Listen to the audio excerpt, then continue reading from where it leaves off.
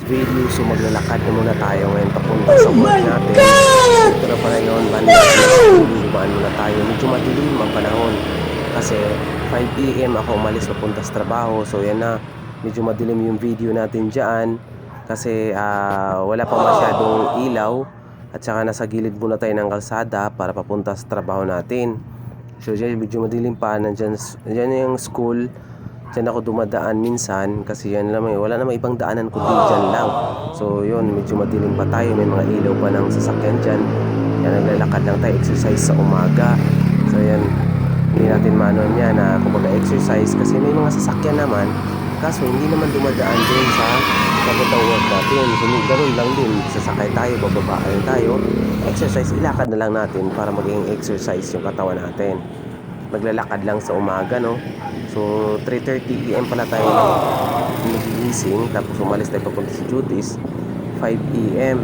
So medyo madilim pa yung panahon, lakad lang tayo, papawis, exercise. May mga sasakyan naman dyan, kaso hindi naman po dumadaan yan sa work ko, kaya hindi na ako sumasakay, naglalakad na lang ako para makatipid rin tayo. Ayan na. So yan na yun, medyo madilim pa dyan banda. Papalapit na rin tayo sa trabaho natin. At may makadaan rin tayo dyan ng taho. Kasi gusto ko kumain ng taho. Gusto yung taho. Daan natin dyan. Pag malapit na tayo dyan sa tahuan, so malapit na rin tayo sa trabaho ko. At naglalakad na tayo dyan. Ayan na, bumili na ako ng taho, 10 piso. Nagatay. O pala mga pag ano lang sa tiyan. Kasi hindi na rin ako kumain. Kasi walang gana kumain pag gising, lalo na pag madaling araw. Kaya taho na lang ano natin.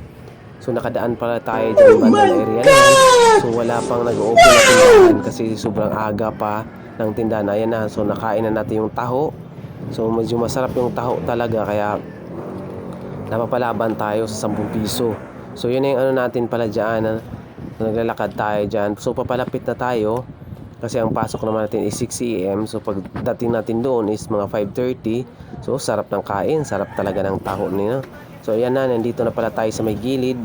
Malapit na tayo sa trabaho natin. Yan na yung building na yan. Diyan ako nagtatrabaho. At exercise lang din, kaya naglalakad lang tayo papunta dyan. Papalapit na, mag-iina rin tayo kasi 5:30 AM na yan. So mga para mag 6 AM mag-umpisa na tayo kung ano yung mga trabaho natin. Kasi mahirap na pag walang